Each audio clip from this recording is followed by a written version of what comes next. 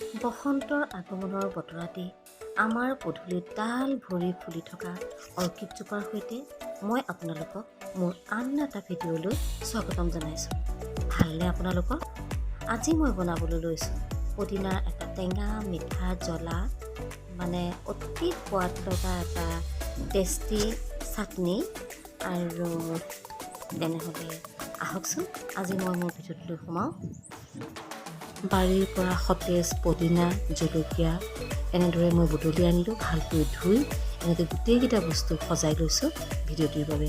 এয়া চাওক, গুটি গুচাই লোৱা দুচিৰা তেতেলী, 2 চামুচ চেনি, নিমখ, নহৰু আৰু জলকীয়া।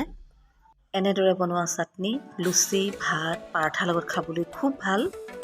মিক্সিৰ বাতিত জলকীয়া, নহৰু আৰু তেতেলী দিলোঁ। তাৰপাছত চেনিও মই প্ৰায় 2 চামুচ, তাতকৈ অকণমান বেছিকৈ দিলোঁ।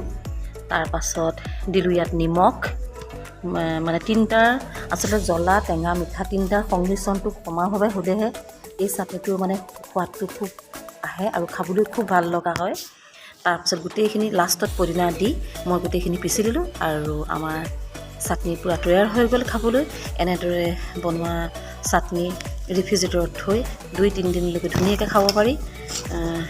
সঁচাকৈ আপোনালোকে সকলোৱে চাগে খাইছেই, তথাপিতো আজি মই বনাই দেখুৱালোঁ মই কি ধৰণে খাওঁ। ভিডিঅ'টো চোৱাৰ বাবে সকলোকে ধন্যবাদ।